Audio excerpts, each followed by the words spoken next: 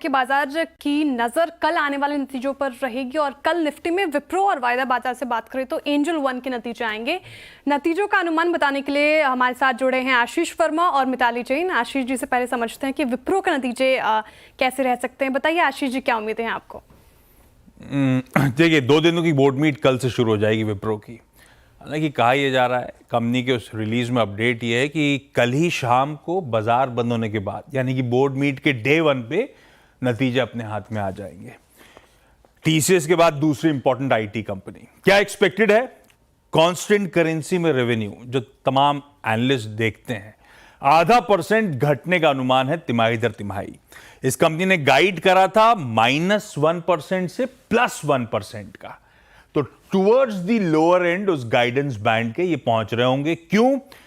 क्योंकि deterioration environment में है और इनके लिए मैन्युफैक्चरिंग बड़ा इंपॉर्टेंट वर्टिकल है और इस बार मैन्युफैक्चरिंग को लेकर कुछ कंसर्न्स इस टैरिफ और ट्रेड वॉर के बीच में वैसे ही एमिनेट हो रही हैं।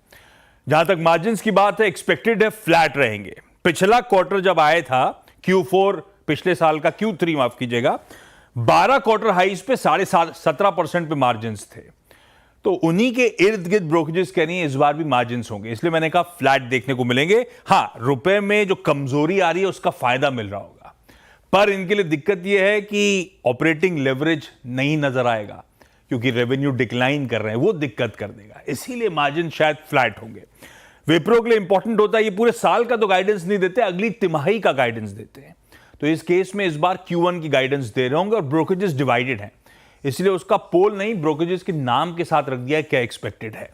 नुवामा तो कह रहा है कि -1 से +1% जैसे Q3 से Q4 के एक्सपेक्टेशन थे, इस बार Q4 से Q1 के एक्सपेक्टेशंस होंगे, पर बाकी सब डिवाइडेड है। नुवामा जैसे यहां पे है, बीएनपी पारिबा तो कह रहा है एक निगेटिव ग्रोथ का क्वार्टर होगा या फिर नो ग्रोथ का क्वार्टर होगा।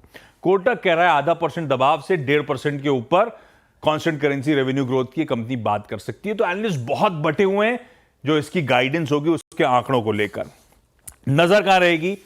ध्यान रखिएगा, जिस तरह का मैक्रो डिटोरिएशन हो रहा है एनवायरमेंट में, सबसे इंपॉर्टेंट जो डिस्क्रिशनरी स्पेंड्स होते हैं उसका एनवायरमेंट कैसा है। विप्रो के लिए फाइनेंशियल सर्विसेज एक अहम वर्टिकल है, उसमें डिस्क्रिशनरी का एक्सपोजर विप्रो का काफी ज्यादा है, तो वहां पे हालचाल क्या है।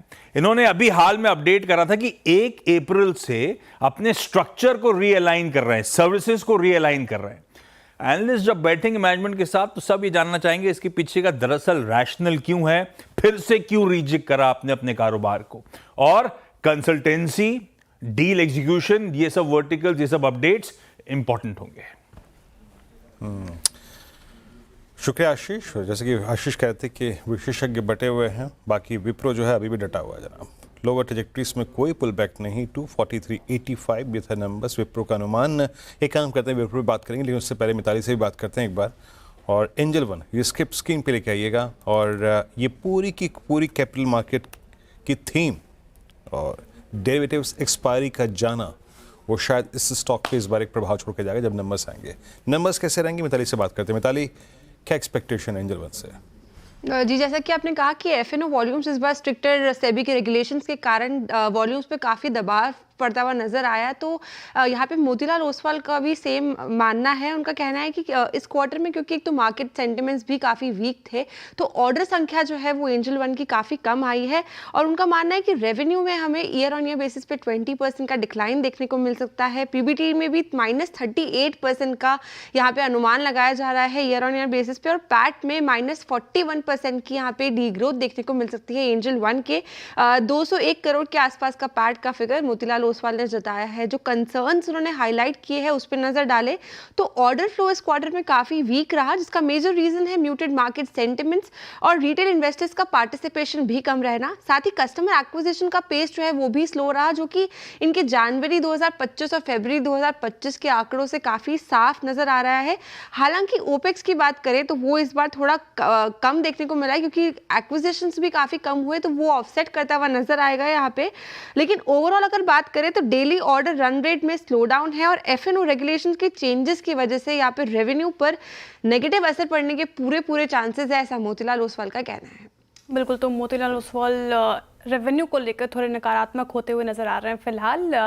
लेकिन जिस तरीके से कैपिटल मार्केट स्टॉक्स में हमें तेजी देखने को मिल रही है, मयूरेश जी, एंजल वन हो गया, कैम्स देख लीजिए, बीएससी, सीडीएसएल, ये पसंदीदा स्पेस तो बन रहा है कहीं ना कहीं ट्रेडर्स और इन्वेस्टर्स का। इस स्पेस में आपकी पसंद क्या है? तो श्रेया जी, मुझे लगता है जो एसेट मैनेजर्स हैं ये थोड़े फोकस में रहने चाहिए। Obviously I think exchanges should continue doing well, क्योंकि जैसे पेनिट्रेशन बढ़ेगा डीमैट खातों का, जैसे ट्रेडिंग वॉल्यूम्स नॉर्मलाइज होंगी आगे जाते वक्त भी, तो platform should be there. But जो एसेट मैनेजर्स हैं, HDFC AMC as an example, Anand Rathi wealth as an example, UTI asset management as an example, they are managing huge pools of money. और कहीं ना कहीं आई थिंक जो एक ownership है equity की हाउस होल्ड सेविंग्स में इज जस्ट अराउंड 5.5% जो काफी लोअर है ग्लोबल एवरेजेस से। तो दो चीजें I think for asset management companies like an HDFC और इन यूटीआई एएमसी, जो इंक्रीमेंटल बेनिफिट हो सकते हैं in terms of equity scheme, SIPs हो, डायरेक्ट इन्वेस्टमेंट्स हो, लमसम हो, डेट इंस्ट्रूमेंट्स हो, यहाँ पे आई थिंक अच्छा खासा इजाफा देखा जा सकता है। Large part of the business model is now well digested. इसका मतलब यही हुआ कि अच्छे खासे ऑपरेशनल एफिशिएंसी इनके बिजनेस में आ चुकी है, और जैसे वॉल्यूम्स बढ़ेंगे वो directly I think bottom line पे फ्लो आउट होंगी with margin expansion as well.